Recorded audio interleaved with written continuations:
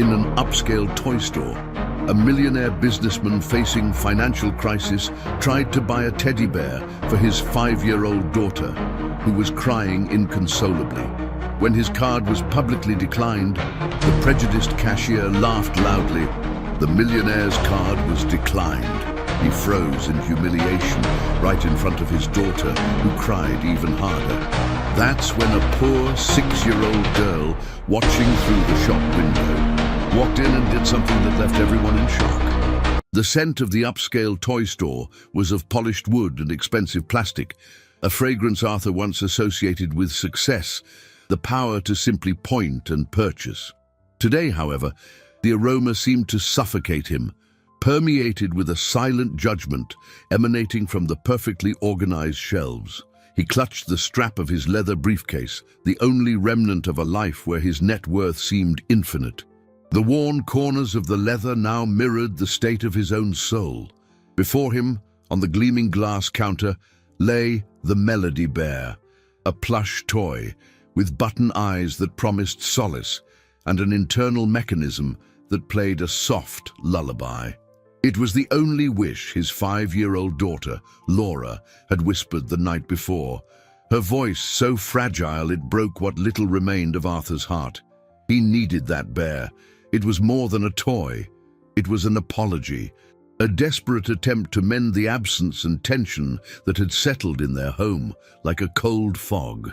The sales clerk, a woman named Celeste, with a smile that didn't quite reach her eyes, took his credit card with her fingertips, as if touching something soiled. Arthur felt a chill. He knew that look. It was the same look he received from former business partners who now crossed the street to avoid greeting him. The look of someone who knew the castle had crumbled. He had transferred the last bit of money from an emergency loan into that account, counting every last cent. It had to be enough. It had to be. Celeste inserted the card into the machine. The silence was deafening, broken only by the distant melody of a miniature carousel. Arthur fixated his gaze on the bear, imagining Laura's smile, the tight hug she would give the toy. That smile was the only profit that mattered now, the only dividend that could save his soul from utter bankruptcy. He remembered a time, not long ago, when he would buy entire toy stores without even looking at the price. A time when his fortune was a whispered legend in business circles, his name synonymous with Midas. Now he was just a man praying for a single transaction to go through. The machine emitted a sharp, dry beep. Denied. Arthur's blood ran cold. There must be some mistake, he said, his voice hoarser than he intended. Could you try again, please? Celeste raised a perfectly arched eyebrow. Her smile thinned into a line of contempt. Of course, sir. She swiped the card again with a deliberate, almost theatrical slowness. This time, she didn't even wait for the result. Her eyes swept over Arthur's suit, noting the slight wear on the collar, the shoes that, though designer, needed a good polish. She already knew. The second beep, louder and more definitive, echoed through the silent store. Denied. I'm sorry, Celeste said, her voice dripping with a false compassion more cutting than any insult. It seems there are insufficient funds. An elegant couple examining a Victorian dollhouse turned. An older boy pointed. Arthur's world shrank to that counter, to that unattainable bear, and to the low, muffled chuckle that escaped Celeste's lips. Humiliation. It was hot, heavy, suffocating him. He was paralyzed, a dethroned king in a toy store, the phantom of his former wealth mocking him. And then, through the pristine display window, he saw a pair of large, curious eyes observing the scene. A little girl, in a patched-up jacket and a smudged face, stood outside in the cold, and she had seen everything. Time seemed to stretch and fold in on itself. For Arthur, each second under those curious gazes was agony. Celeste's chuckle, though brief, echoed in his mind, a cruel sound that stripped him of his dignity. He, who once commanded boardrooms with a single word and moved millions in investments with a stroke of his pen, stood there, exposed and helpless, all for a teddy bear. His immense fortune, now reduced to a bitter memory, couldn't even provide a moment of joy for his daughter. He felt his face burn, a wave of shame so intense it made him dizzy. Instinctively, he turned to leave, to flee that stage of his personal misery. He would leave the bear behind, invent an excuse for Laura, say the store was closed, anything to avoid admitting his failure. But as he turned, his eyes met the girl outside again. She was no longer just observing. There was a fierce determination on her small face. With a decided movement, she pushed open the heavy glass door. A golden bell jingled, announcing her entry. The girl couldn't have been more than 6 years old. She wore a faded pink coat with a visible patch on the elbow, and worn shoes that looked like they'd walked many streets. In her hands, she tightly clutched a small cloth bag, the kind grandmothers might use for groceries. She marched straight to the counter, completely ignoring the luxury around her, her deep, serious brown eyes fixed first on the bear, then on Celeste. "Excuse me," she said, her voice surprisingly clear and firm for someone so small. Celeste looked at the child as if she were an insect that had landed on her pristine display. "Yes, if you're here to ask for something, this isn't the place." The disdain in her voice was palpable. The girl was not intimidated. "I didn't come to ask. I came to buy." She raised her chin, a gesture of defiance that made Arthur stop, his hand already on the doorknob. He watched the scene, paralyzed by a mixture of curiosity and astonishment. The child placed her cloth bag on the polished marble counter. The sound was a soft clinking of coins. "How much is the bear?" she asked, pointing her finger at the object of Laura's desire. Celeste let out a scoffing laugh. "More than you have there, sweetie. This isn't a place for people like you." Arthur felt a wave of fury. The woman's arrogance was venomous. He took a step forward, ready to intervene, to defend the small stranger, even without being able to defend himself. But the girl was faster. She untied the knot of her bag and poured its contents onto the counter. A small mountain of coins of all denominations, quarters, dimes, nickels, pennies, mixed with a few crumpled dollar bills and neatly folded fives, spread across the cold surface. It was a child's treasure, savings hoarded with effort and care. It was her entire capital. Then she turned, not to the sales clerk, but to Arthur. Her large, expressive eyes met his, and in them there was no pity, but a disconcerting understanding. She seemed to see past the worn suit, past the humiliation, and directly into the pain of a father who just wanted to see his daughter happy. With a seriousness that contrasted with her age, she pushed the small pile of money toward him and whispered, her words cutting through the tense silence of the store. "Mister, I think this is enough. You can borrow it." Arthur's world stopped spinning. The girl's words, "You can borrow it," hung in the air, heavier than any business deal he'd ever closed. A loan, coming from a child in a patched coat, offering a treasure of crumpled coins and bills. The humiliation he'd felt moments before transformed into something different, something deeper and more disconcerting.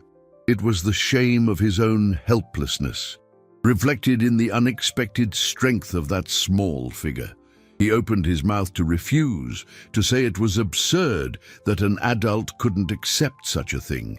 Pride, that blight that had led him to ruin, still whispered in his ear. But when he looked into her eyes, he saw a seriousness that disarmed him. She wasn't offering charity, she was offering a solution, as an equal. "No, I can't," he managed to say, his voice choked. "It's yours. You saved it for a long time." The girl shook her head, a small, firm gesture. "It's for your daughter. She wants the bear. I saw the way you looked at it." Ignoring Arthur, she turned to Celeste, who was watching the scene with an expression of pure disgust and disbelief. With her nimble little hands, the girl began to separate the coins into small piles on the counter. The metallic sound was the only thing breaking the awkward silence that had fallen over the store. The elegant couple stopped feigning interest in the dollhouse and openly stared. Celeste crossed her arms. "This will take forever, and I doubt it'll be close to the price." But the girl continued, impassive. She counted softly, almost to herself, pushing the coins with her index finger. There was a dignity in her gesture, a concentration that transformed the luxury store's counter into a sacred altar of sacrifice. Arthur felt like an intruder in his own drama, a spectator to his own salvation, orchestrated by a child he didn't even know. Finally, the last coin was counted. The girl looked at the price tag on the bear, then at the small fortune she had spread out. With surprising precision, she pushed the exact amount towards Celeste. A single half-dollar coin remained, which she tucked back into her cloth bag. Celeste looked at the money with disdain, but she couldn't refuse. Reluctantly, she took the money and put it in the register, her face contorted into a mask of resentment. Then, with a brusque motion, she bagged the Melody Bear in a shiny paper bag and pushed it across the counter. The girl took the bag, which was almost her size. She turned to Arthur, her face solemn, and extended the package. He hesitated, his hands trembling. Accepting that gift seemed the greatest defeat of his life, and at the same time, the most sacred gesture he had ever witnessed. When his fingers touched the bag, the girl leaned closer and, in a whisper meant only for him, said the words that would break him into 1,000 pieces. "I really wanted these toys once. I know how it hurts, but I can live without it. It's okay." She released the bag and Tin, without waiting for a thank you, turned and walked toward the door. Arthur stood there, paralyzed, holding the bear. The weight of the toy in his hands was unbearable. Her words echoed in his soul, exposing the poverty of his spirit against the immense richness of that child's heart. He watched her push open the glass door, ready to disappear back into the cold street, carrying with her a lesson worth more than his entire former empire. A sudden panic gripped him. He couldn't let her go. Not like this. "Wait!" he called out, his voice echoing through the silent store. The girl stopped with her hand on the door, turning slowly. There was genuine surprise in her eyes, as if she hadn't expected to be called back. Arthur, still holding the bag with the bear, took a few hurried steps toward her, his heart hammering against his ribs. He felt clumsy, a giant stumbling through a world of delicate emotions he'd forgotten how to navigate. The elegant couple now feigned interest in a jigsaw puzzle, but their furtive glances left no doubt they were fully absorbed in the scene. Celeste, meanwhile, watched from behind the counter, her face a mix of irritation and curiosity. I don't know your name," Arthur said, his voice a little steadier now. He needed to anchor that interaction in something real, something more than an anonymous act of kindness. "It's Sophia," she replied, her voice low but clear. "Sophia, my name is Arthur, and this bear is for my daughter, Laura." He knelt down, bringing himself to her level, a movement that seemed to surprise her. Up close, he could see the dust on her cheeks and a small scratch on her forehead. They were the signs of a childhood lived outdoors, far from the plush carpets and manicured gardens where Laura played. "Sophia, what you did, I will never forget, but I need to give you your money back. I'll figure it out. I can get some dollars tomorrow. Maybe." He was rambling, his mind racing to find a solution that would save his wounded pride. He couldn't just accept a child's generosity. It was an inversion of the natural order of things, a debt his spirit couldn't bear. Sophia shook her head, a flicker of impatience crossing her face. "It's not a real loan," she said, as if explaining something very simple to a very slow adult. "It's a gift for your daughter. She'll be happy." "But what about you?" Arthur insisted. "It was your money, your savings. You must have saved it for something special." A shadow passed across Sophia's eyes, a fleeting glimpse of an unfulfilled wish. It lasted only a second, but Arthur saw it. She glanced at a porcelain doll in a display case with a blue silk dress and tiny shoes. The look was quick, almost imperceptible, before she composed herself and met his eyes again. "I'm fine," she said, with a conviction he hadn't felt in months. "My mom says other people's happiness counts as profit for us too." That phrase, spoken with such simplicity, struck Arthur with the force of a punch. Profit. He had spent his entire life measuring success in terms of profit, dividends, stock value, and here was a little girl who probably had never heard of the stock market, teaching him the true meaning of the word. Moved by an impulse he didn't understand, he asked, "Where do you live, Sophia? I need to thank your mother for having such an incredible daughter." A flash of hesitation appeared on her face. "We live nearby, on Maplewood Lane." "I know it," Arthur said, a knot forming in his throat. Maplewood Lane was on the other side of town, an area known for its modest homes and the struggles of its residents. It was a universe away from his Parkview penthouse. "Can I drive you home?" "It's getting late." Sophia seemed to ponder the offer. "I know the way, and my mum doesn't like me talking to strangers." "I'm not a stranger now. We're partners," Arthur said, attempting a smile. The word felt strange on his lips, but it seemed to work. A small smile formed at the corner of Sophia's mouth. "Okay, but only to the corner." In that moment, Arthur made a decision. It wasn't just about returning the money. It was about understanding. He needed to know more about this girl and the mother who had taught him about a kind of wealth he had never known. He needed to uncover the story behind that act of pure compassion, for he felt, with an overwhelming certainty, that the answer to his own redemption was somehow tied to that child. As they left the store, leaving Celeste's furious gaze behind, Arthur didn't notice the sales clerk grab her phone. Typing rapidly, she sent a message to a contact saved as Eyes and Ears. The message was short and venomous. "Arthur Hayes. Card declined. Needed a handout from a street kid to buy a toy. He's more broke than we thought." The walk with Sophia was silent at first. The cool afternoon air enveloped them, and the city's constant hum seemed distant. Arthur, accustomed to chauffeurs and armored cars, felt the concrete sidewalk beneath the soles of his expensive shoes in a new, uncomfortable way. Beside him, Sophia walked with quick, rhythmic steps, her worn shoes making a soft sound. She didn't seem intimidated or uncomfortable.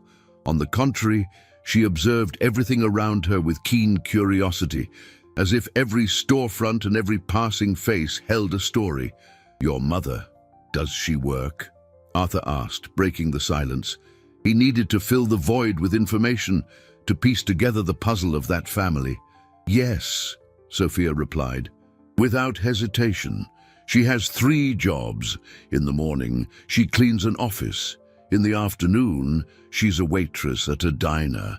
And at night, she sews for a rich lady who owns a dress shop. 3 jobs." The information landed on Arthur like an anvil. He remembered complaining to his assistant when he had more than 2 important meetings in a single day. The life that woman led was a daily battle for survival, a constant struggle he, in all his former opulence, could never have imagined. And yet, she had raised a daughter who was willing to donate her savings to a stranger. "She must be very tired," Arthur said, the words coming out almost as a whisper.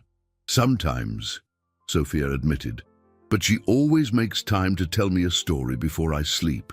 She says stories are like gold. They don't take up space and they're worth a lot." The simplicity of that wisdom was overwhelming.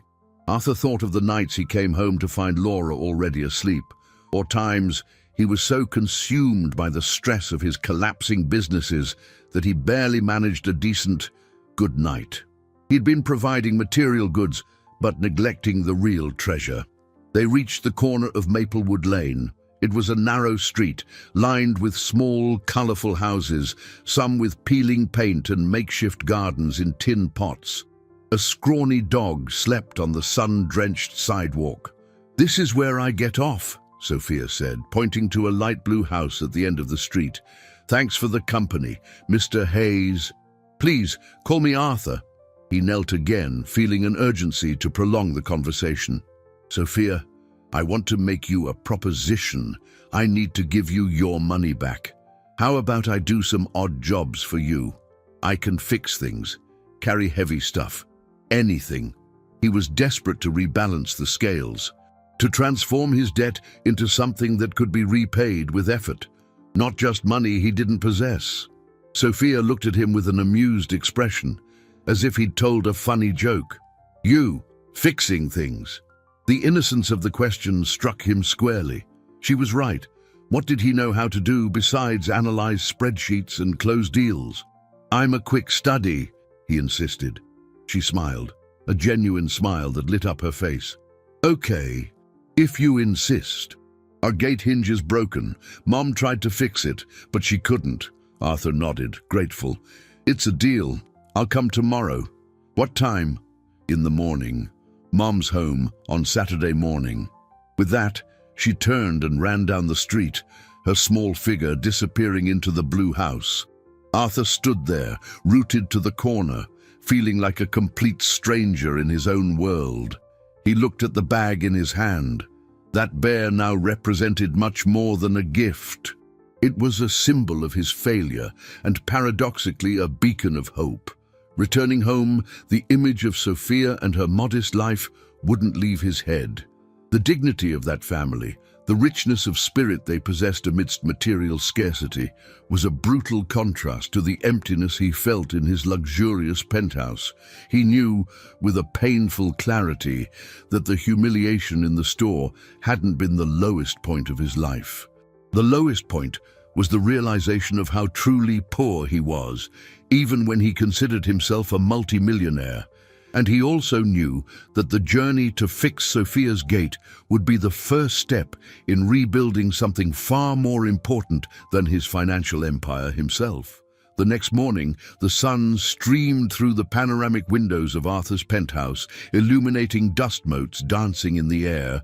The view, which once brought him a sense of power and accomplishment, now seemed only a reminder of the height of his fall. Laura sat on the Persian rug, clutching the melody bear. The smile on her face was radiant, a pure light amidst the darkness that enveloped Arthur's life. She squeezed the bear's paw repeatedly, and the soft lullaby filled the silence of the apartment. "Daddy, he's perfect," she said, running to hug his legs. "Thank you, thank you, thank you." Arthur forced a smile, his heart heavy with a mix of joy and guilt. His daughter's happiness had been bought with another child's savings.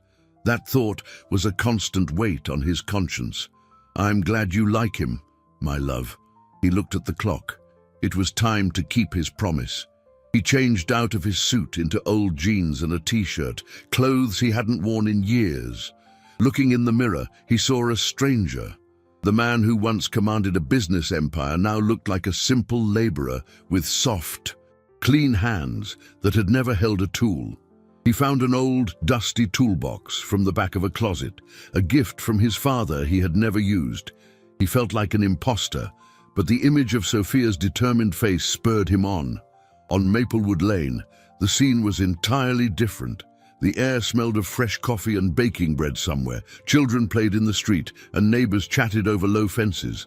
Arthur felt out of place, an observer of a genuine community he had never known in his luxury condo. He stopped in front of the blue house.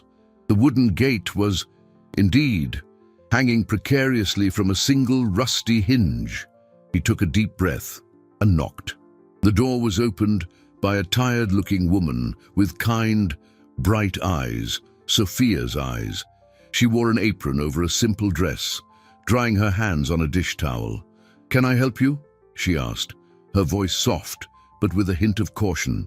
Elena frowned, confused. "Sophia, what did she do?" "She did the most extraordinary thing I've ever seen," Arthur said. "She helped me in a difficult moment." Sophia appeared behind her mother, a shy smile on her face. "Mom, this is the man from the bear."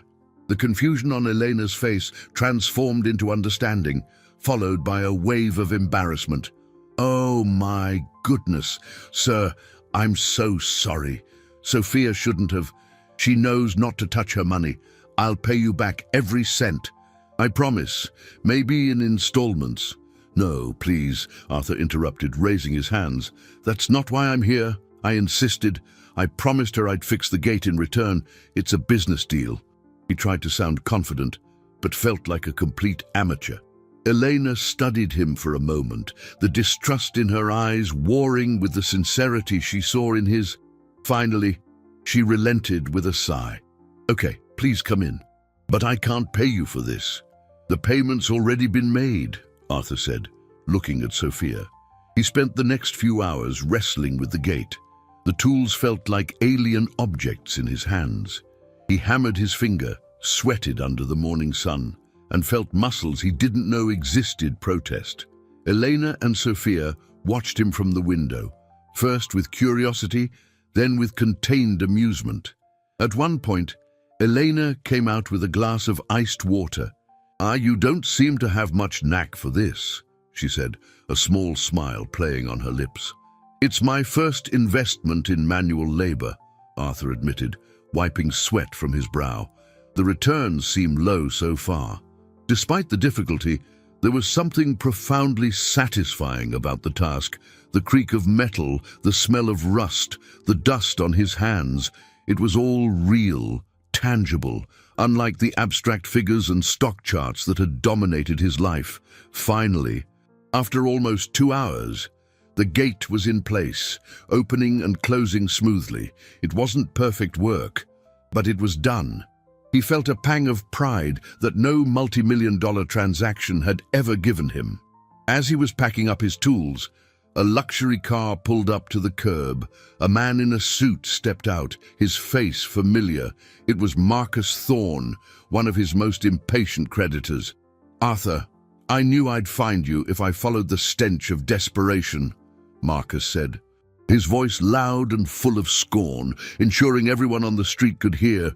"Doing odd jobs to pay off your debts? How pathetic. The deadline is up, Arthur. Your house is next." Marcus's presence on Maplewood Lane was like an oil slick on clear water. His arrogant voice sliced through the morning's tranquility, and the neighbors, who had been chatting amicably, now watched with a mix of curiosity and pity. Arthur felt the blood rush to his face. The same humiliation from the toy store returning with full force, but this time, in front of the family he so desperately wanted to impress.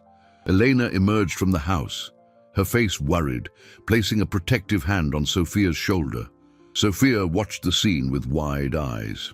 "Mr. Hayes, is everything all right?" Elena asked in a low voice. Arthur couldn't answer. Marcus's words paralyzed him. His house, the last refuge, the only place where Laura could still have a semblance of normalcy. The threat of losing it was a physical blow, stealing his breath. "Nothing to say, Hayes," Marcus continued, savoring every moment. "Are your speeches about visionary investments and the future of the market all dried up? The future is here, and it looks like you're in it, fixing old gates. My interest isn't paid with handyman work." Arthur clenched his fists, rage and impotence warring within him. He wanted to scream, to lash out, but knew any reaction would only fuel the spectacle. He was a caged lion, and Marcus was the cruel handler, poking him with a stick. It was then that something unexpected happened. Sophia, who had been partly hidden behind her mother, stepped forward. "Leave him alone," she said, her voice small but surprisingly authoritative. Marcus looked at her, first with surprise, then with cruel amusement. Well, well. The bankrupt man's found himself a pint-sized lawyer. "What are you going to do, little girl? Pay me with your piggy bank money?" The mention of the coins was like a dagger to Arthur's heart. He didn't know how Marcus could know about that, but the violation of such an intimate and sacred moment filled him with cold fury. Before he could react, Elena intervened. "Sir, please leave. This is a private matter," she said, her voice firm despite the tremor in her hands. "When I'm just collecting what's rightfully mine," Marcus retorted, taking a threatening step forward. Suddenly, the door of the neighboring house opened. A large, strong man with grease-stained hands emerged. "Everything all right here, Elena?" Another neighbor appeared at a window. In seconds, a small group of residents had gathered on the sidewalk, watching Marcus with hostile glances. They didn't know Arthur, but they knew Elena and Sophia. And on this street, messing with one was messing with all. Marcus, realizing his audience was no longer admirers of his cruelty, but protectors of his victim, backed down. He adjusted his suit, casting one last venomous look at Arthur. "This isn't over, Hayes. The clock is ticking." With that, he got into his car and drove off, leaving a trail of tension and exhaust fumes. The ensuing silence was broken by the sound of quiet sobbing. Arthur turned and saw Sophia with her face buried in her mother's dress, her small shoulders shaking. He approached, his heart aching. "Sophia, I'm so sorry. I didn't mean to bring trouble to your doorstep." Elena stroked her daughter's hair. "It's not your fault. People like him feed on the suffering of others." She looked up at Arthur, and in her eyes he saw a new understanding. The businessman facade had crumbled, and what remained was just a desperate father, just like so many others on that street. In that instant, something shifted. The dynamic of benefactor and beneficiary dissolved. They were just three people from different worlds, united by a common enemy and shared vulnerability. Later that same day, Arthur's phone rang. It was his ex-wife, Valerie. Her voice was cold as ice. "Arthur, I heard what happened. A public embarrassment. And now I'm told you're associating with low-class people, putting our daughter at risk. I just got a call from an attorney. He says I have solid grounds to file for full custody of Laura. Consider yourself served." Arthur dropped the phone. His world was crumbling, and the last thing he had left, his daughter's love, was about to be ripped away from him. The double blow left Arthur reeling. First, the threat of losing his home. Now, the possibility of losing his daughter. His luxurious penthouse, which once seemed a symbol of security, now closed in on him like a tomb. He paced back and forth, his mind a whirlwind of panic and despair.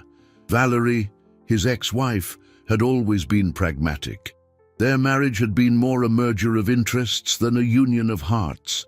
When his fortune evaporated, so did her interest. But he never imagined she would use Laura as a weapon.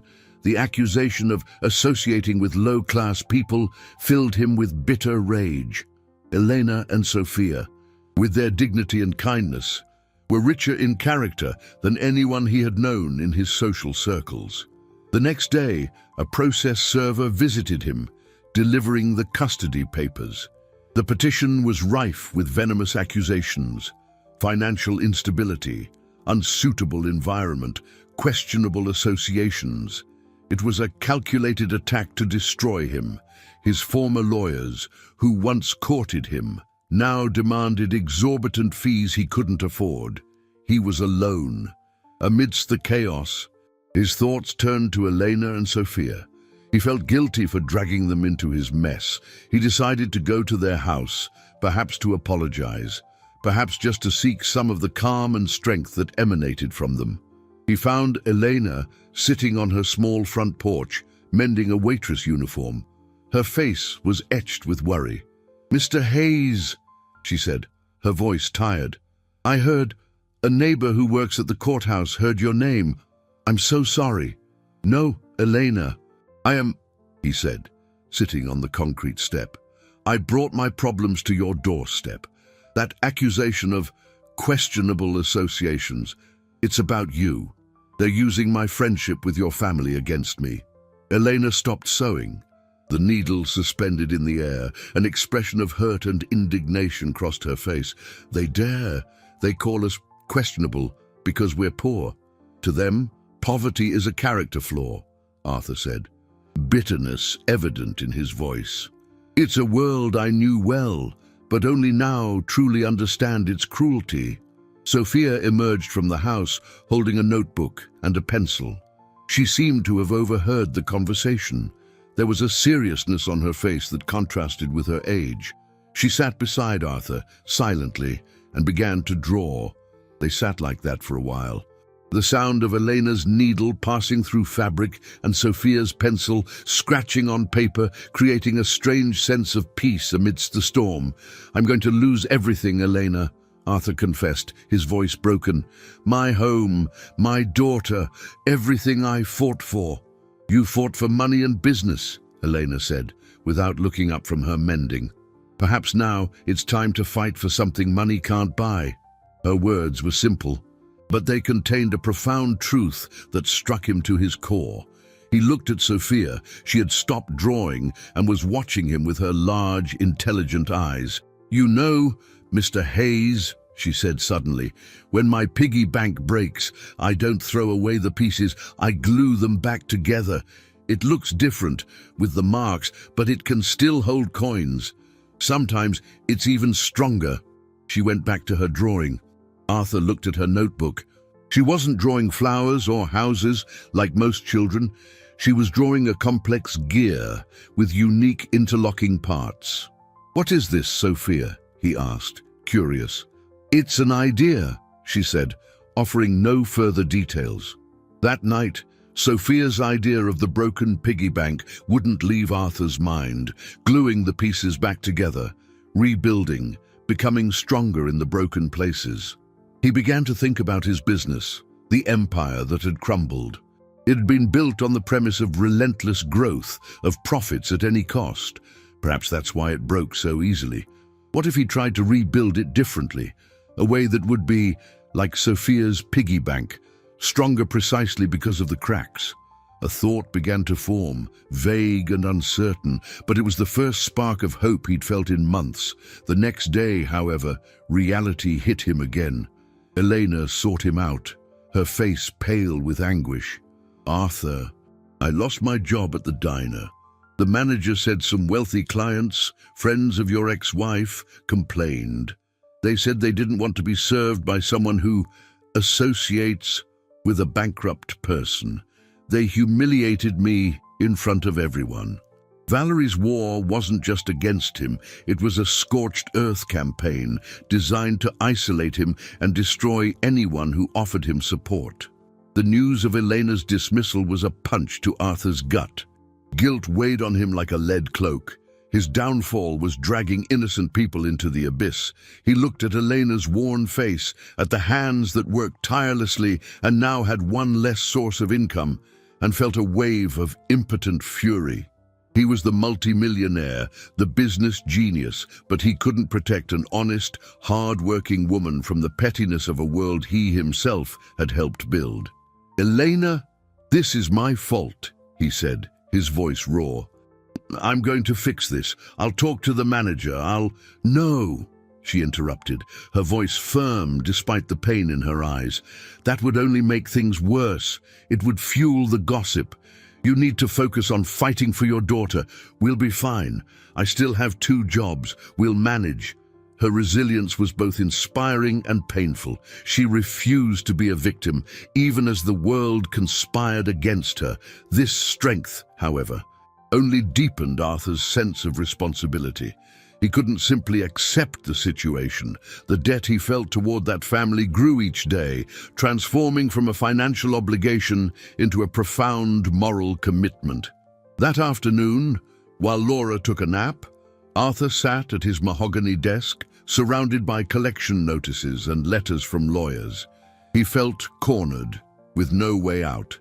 His assets were frozen, his capital non-existent, and his reputation, the most valuable asset in the business world, was in tatters. It was then that his gaze fell upon a crumpled piece of paper that had been in his pocket since his visit to Elena.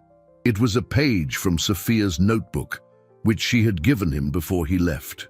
"It's for good luck," she had said. He uncrumpled the paper. It was the drawing of a gear, but now, looking more closely, he saw it wasn't just a gear, it was a system. Several gears of different sizes, interconnected, Beside them were small drawings, a teddy bear, a loaf of bread, a needle and thread, a book, and at the center of it all, a large gear with a heart drawn on it. He didn't understand at first. It looked like a child's doodle. But then Sophia's phrase returned to his mind. It's an idea. He forced himself to look at the drawing not as a cynical adult, but with the open mind of a child. The teddy bear, the toy store, the bread, the diner, the needle, Elena's sewing work, the book, education. The gears were connected, one moved the other, and the heart in the center, compassion, community. Arthur felt a shiver. The idea was brilliant in its simplicity. What if, instead of a business focused solely on one product, he created a system, an ecosystem of small local businesses that supported each other? The toy store could donate a percentage of profits to an educational fund. The diner could use ingredients from local producers, who would in turn buy from the store. The sewing service could mend uniforms. It was a network, a cash flow that not only generated profit but also strengthened the community. He laughed, a dry, incredulous sound. The answer to revitalizing his businesses, an innovative idea his Harvard consultants would never have conceived, came from the drawing of a 6-year-old girl who lived on Maplewood Lane. His pride, however, was still a barrier. Accept a business idea from a child, a poor child no less. The financial world would mock him. It would be the final nail in his professional coffin. He shook his head, dismissing the idea as a reverie, a product of his desperation. It was ingenious but impractical, childish. He folded the paper and put it back in the drawer. He needed a real solution, a solid business plan, not a dream drawn in pencil. The next day, he went to meet an old contact, an investor who, perhaps out of pity or some forgotten loyalty, might offer him a loan. The meeting was at a sophisticated coffee shop. While waiting, he saw Celeste, the toy store employee, sitting at a corner table. She was chatting animatedly with Richard, his biggest competitor, the man who had benefited most from his downfall. Celeste handed Richard a small envelope. He smiled and slipped it into his jacket pocket. They didn't see him. Arthur felt a chill down his spine. That encounter wasn't a coincidence. The humiliation at the store, the information his creditors and ex-wife seemed to have, everything began to click into place in a terrible way. And he realized that the battle he was fighting was far dirtier and more complex than he had imagined. The scene in the coffee shop left Arthur stunned. The conversation between Celeste and Richard wasn't just suspicious, it was a revelation. He wasn't merely a businessman who made bad decisions, he was a target. His difficulties weren't mere misfortunes, they were ammunition used by his enemies.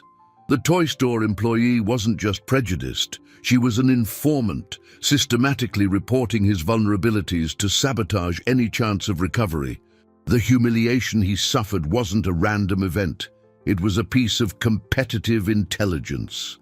The rage he felt was cold and precise. Despair began to give way to a chilling determination. If they were going to play dirty, he needed to be smarter. He cancelled the meeting with the investor. Asking for help from anyone in his old circle would be useless. Word of his request would likely reach Richard's ears in a matter of hours. He was completely isolated in the world he once dominated. Returning home, he opened the drawer and retrieved Sophia's drawing again. He looked at the interconnected gears, at the heart in the center.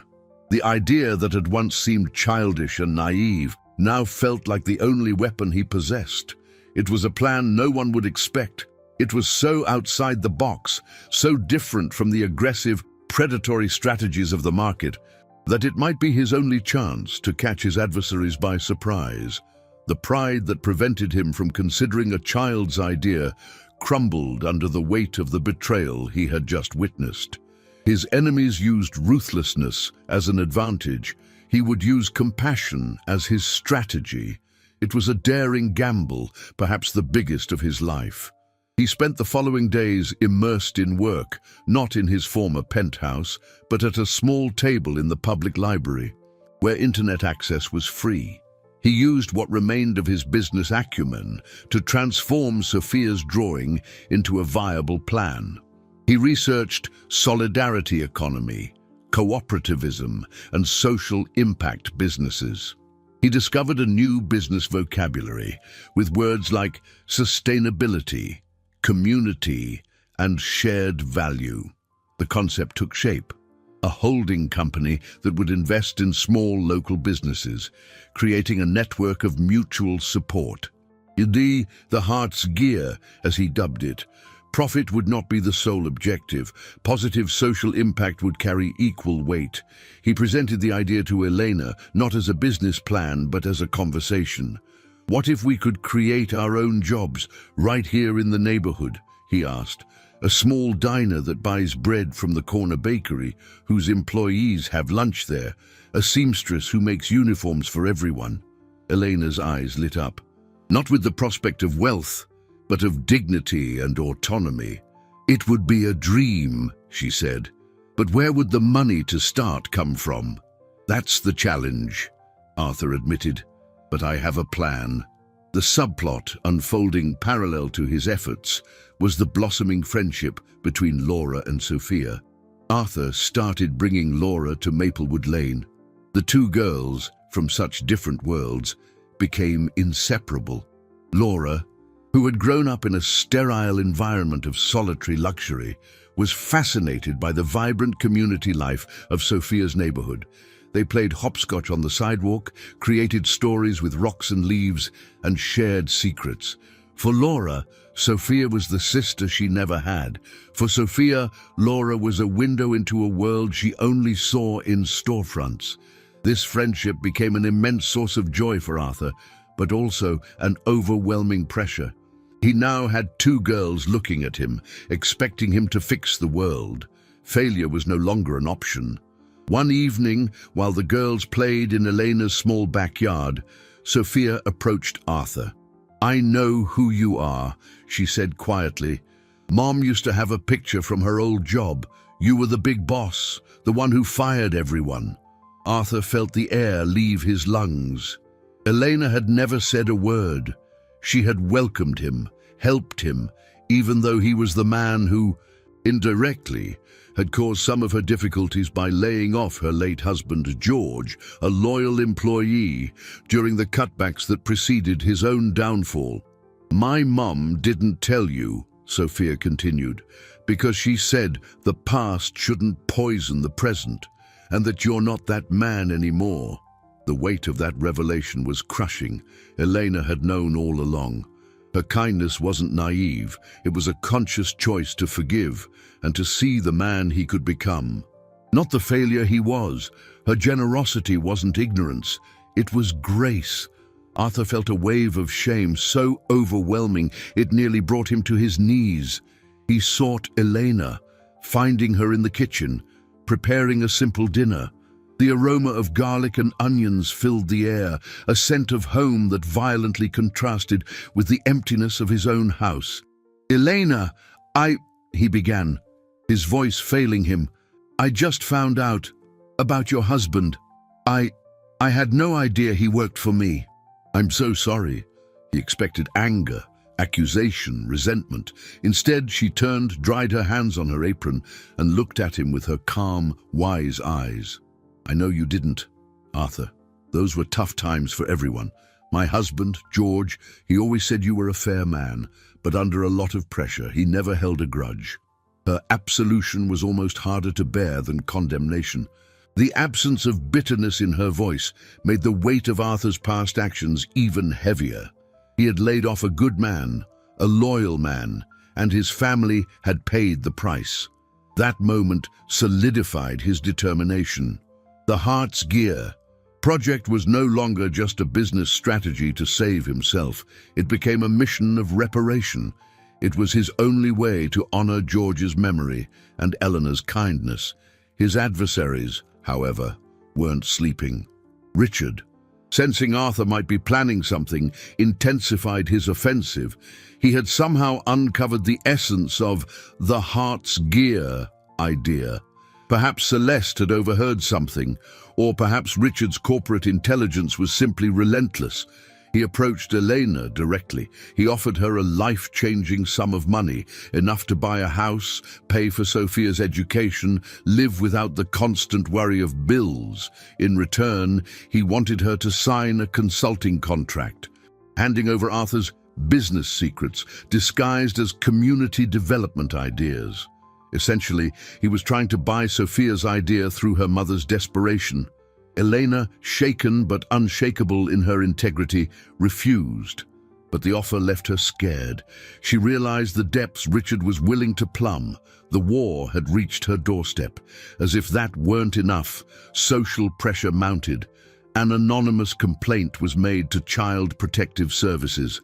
Social workers began visiting Arthur, questioning his emotional and financial stability. The complaint specifically mentioned his improper friendship with a needy family, insinuating that he might be taking advantage of their situation in some way. It was a dirty tactic designed to undermine his credibility in custody court and paint him as an unfit father. The pressure became unbearable. Sophia, with the keen intuition of a child who had lived more than her age suggested, felt the tension. She began to withdraw. She saw the social workers, heard the neighbors, whispers, and understood in her childlike way that her presence in Arthur and Laura's lives was causing problems. One day, Arthur found her sitting alone on the swing set at the neighborhood park. "What's wrong, little partner?" he asked, sitting beside her. "And I think maybe Laura and I shouldn't be friends anymore," she said, not looking at him, her feet dangling inches from the ground. "Every time we're together, bad people show up. I don't want you to lose Laura because of me." Arthur's heart broke. His enemies weren't just trying to steal his ideas or his assets. They were trying to steal the innocence and friendship of two children. They were poisoning the only pure thing left in his world. He knelt in front of her, taking her small hands. "Sophia, look at me. Your friendship is the strongest thing I have right now. It's proof that I'm doing the right thing. I won't let them win. We won't let them." But as he spoke the words, a cold doubt settled in his heart. Was he being selfish? Was he dragging that family into a hurricane to save himself? The line between fighting for them and using them in his battle was becoming dangerously thin. Arthur's world had become a battlefield on multiple fronts. The threat of losing Laura's custody loomed like a storm cloud. Social workers made regular visits, and the court date approached dangerously. Creditors, led by Marcus Thorne, tightened their noose, and the auction of his penthouse was set. Amidst all this, the Heart's Gear project was his only fragile line of hope, an idea born of innocence that he desperately tried to turn into reality. He had achieved the unthinkable, using his last reliable contacts and presenting a business plan so innovative and socially conscious. He attracted the interest of a small ethical investment fund. It wasn't a giant financial bailout, but seed capital, enough to take the first step to prove the concept worked. The plan was to start small, acquire a local diner on the verge of bankruptcy, and transform it into the network's first hub, employing Elena as manager. It would be a symbolic and practical victory, a beacon of hope. Richard, however, was always one step ahead. Using Celeste's privileged information, he found out about the investment fund and the diner. In a swift and brutal move, he bought the small establishment before Arthur could. And then he made Arthur an offer that was both a lifeline and a poison. He summoned Arthur to a meeting in his imposing office, the same place where Arthur, years before, had refused a merger proposal from Richard, an act that marked the beginning of their rivalry. Power had now dramatically shifted hands. "Arthur, Arthur," Richard said, with a predatory smile, "I admire your tenacity. This business with a heart idea is quaint, almost brought a tear to my eye. He leaned across the polished glass table. "But the real world doesn't work with children's drawings. I know about your fun deal. I know about your custody hearing. I know you're one step away from the abyss." The offer came next, precise and cruel. Richard offered to buy a majority stake in the Heart's Gear, providing Arthur with enough capital to save his house, silence the creditors, and present an image of financial stability in court. He could retain a symbolic position, a small percentage of shares. He would save his own skin. He would have a chance to keep Laura. "There's just one condition," Richard added, savoring the moment. "The manager of the first unit, the diner, Mrs. Elena, she doesn't fit our company profile. We need someone with more experience. She'll have to be let go immediately." The dilemma was diabolical. It was the climax of his entire journey. Accepting the offer meant betraying the only person who had shown him unconditional kindness. The woman whose family he had indirectly harmed in the past, and who had become the inspiration for his redemption. It meant transforming the Heart's Gear into precisely the kind of predatory business he was trying to fight. It meant selling his soul to save his life. Refusing, on the other hand, meant certain ruin. He would lose his house. His reputation would be permanently destroyed. And most devastating of all, he would likely lose custody of Laura. The court would see only a bankrupt, unstable man, unable to provide for his daughter. He would be a father who chose integrity over his child's well-being. The decision tore him in two. In his mind, he saw Laura's face, her smile, her fear of losing him. And he saw Elena's face, her kind eyes, her quiet strength. And he saw Sophia, who believed he could glue the pieces back together and make things stronger. What kind of man would he be? What would he teach his daughter about the world? That one must sacrifice others to survive, or that some principles are worth more than any assets. He looked at Richard, at the triumphant smile on his face, and knew his answer would define not only his future, but who he fundamentally was as a human being. The silence in the office was absolute, the weight of two families, two futures, resting on a single word. Arthur looked into Richard's eyes, and in the triumphant gleam of his rival, he found his answer. It wasn't a logical decision based on spreadsheets or profit projections. It was a choice that came from the deepest place within him, the place Eleanor and Sophia had reawakened. He took a deep breath, the weight of the world on his shoulders, and a strange sense of peace washed over him. "No," he said, his voice firm and clear, echoing in the silent office. "My answer is no." Richard's smile faltered, replaced by genuine incredulity. "You're throwing everything away, your house, your daughter, for a waitress." "I'm choosing the kind of world I want my daughter to grow up in," Arthur replied, standing up. "A world where loyalty and decency are worth more than your money." He turned and walked out, leaving Richard stunned. As he left the building, he didn't feel defeated. For the first time in a long time, he felt free. He had lost the battle for his old empire, but he had won the war for his soul. The custody hearing was the next day. Arthur arrived feeling exhausted but resolute. He had no expensive lawyers, just the truth. Valerie was there with her legal team, looking confident and victorious. Her attorney presented the case mercilessly. Arthur's debts, the loss of his home, the report to Child Protective Services, the destabilizing influence of his friendship with Elena and Sophia. It seemed a lost cause.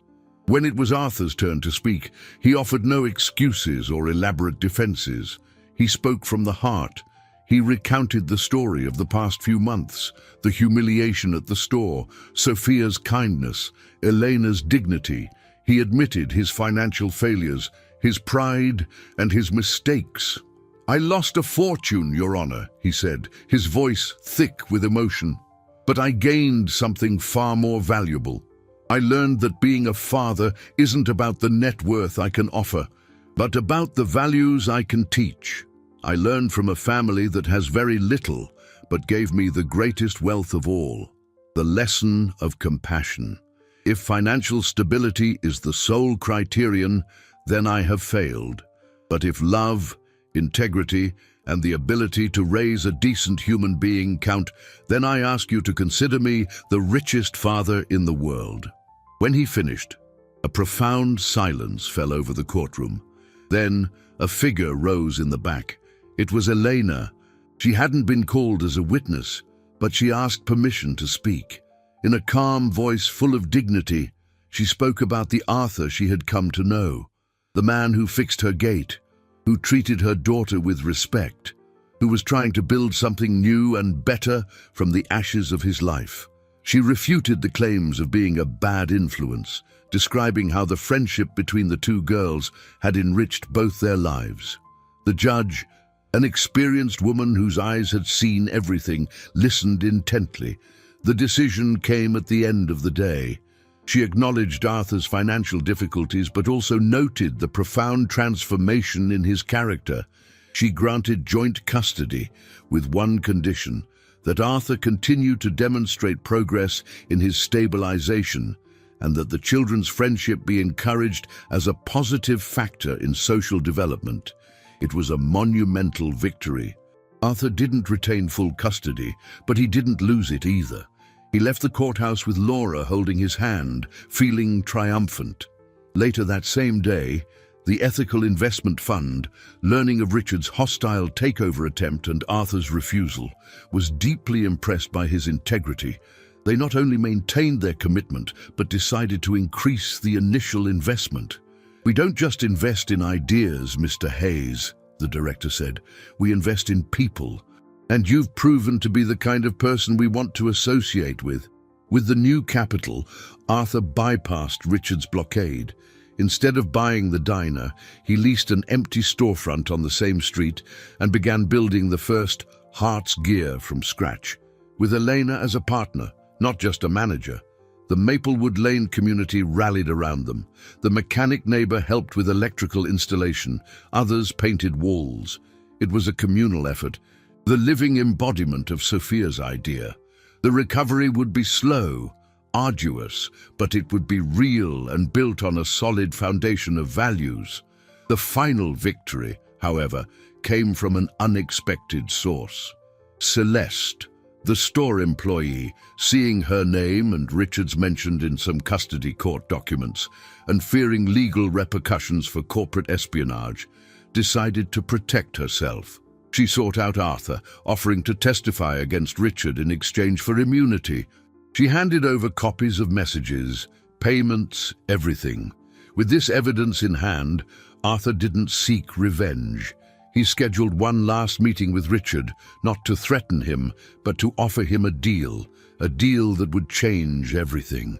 The final meeting between Arthur and Richard didn't take place in a luxury office, but on a park bench, halfway between the financial district and Maplewood Lane. It was neutral territory for two men whose worlds had collided so spectacularly. Arthur arrived first, feeling the morning sun on his face. He no longer wore his expensive suits, but simple, comfortable clothes. He didn't look like a defeated businessman, but a man at peace with himself. Richard arrived shortly after noon, his face a mask of tension. He expected an ambush, a threat of legal action. Arthur calmly placed a folder on the bench. "No lawyers here, Richard. Just us, and a proposal." Inside the folder were no legal documents, but the complete business plan for the Heart's Gear, along with the evidence Celeste had provided. "You can sue me and probably bankrupt me," Arthur said, "but that wouldn't rebuild your old life. The market has changed, Richard. People are tired of predatory businesses. They want authenticity. They want to feel like their money is doing good." Arthur's proposal was audacious. Instead of destroying Richard, he invited him to invest in the Heart's Gear, not as a controller, but as a silent minority partner. It would be a form of reparation, an investment in a new kind of capitalism, more human and sustainable. Part of Richard's dividends would be directed to an educational fund for needy children, starting with Sophia. Richard was shocked. then skeptical. But as he flipped through the plan, he saw the genius behind its simplicity. He saw a way not just to avoid a scandal, but to reinvent his own image and legacy. Reluctantly, he agreed. 4 weeks after the humiliation at the toy store, Arthur's life was unrecognizable. The penthouse had been sold to pay the most urgent debts, and he and Laura now lived in a comfortable, much smaller apartment, but one filled with warmth and laughter. The diner, christened the Street's Heart, opened with a big neighborhood celebration. Elena, now a proud entrepreneur, ran the kitchen with contagious efficiency and joy. The place quickly became the community's gathering spot. The Heart's gear began to turn. The local bakery supplied the bread, a neighborhood seamstress made the uniforms, and a percentage of each sale went to the educational fund that would secure the future of Sophia and other children like her. Laura and Sophia's friendship was the heart of that new universe.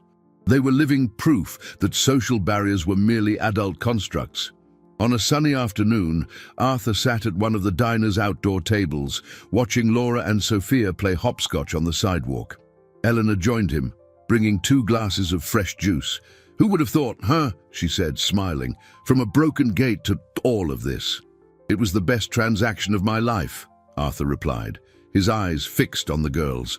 "I lost almost all my assets, but I found my true wealth." Later, he took both girls to that same upscale toy store. Celeste no longer worked there. A new, kinder manager assisted them. Arthur, with money honestly earned from the diner's first week of operation, bought Sophia the porcelain doll in the blue silk dress she had so desired that first day. Sophia's eyes sparkled, but before accepting, she turned to Arthur. "Are you sure you can, Mr. Hayes? You won't run out." "Never again." "Sophia," he said, kneeling to be at her level, "because you taught me that true fortune isn't what we hoard, but what we share. You taught me to calculate profit in smiles." Arthur Hayes' story became a legend in business circles. The man who lost a billionaire empire to build a business based on a child's kindness. He never recovered his old fortune in dollars or stocks, but he built an invaluable legacy, a united family, a strengthened community, and the knowledge that sometimes you have to lose everything to find what truly matters. That afternoon, as the sun set, painting the sky with hues of orange and pink, the 2 families, one by birth, one by heart, sat together, sharing a simple meal and laughing. The Melody Bear sat on a chair between the 2 girls, a silent guardian of the journey they had all traversed. The businessman who had walked into that store as a broken man discovered that the simplest gesture, a handful of coins offered by a child, could be the investment with the greatest return in the world: redemption.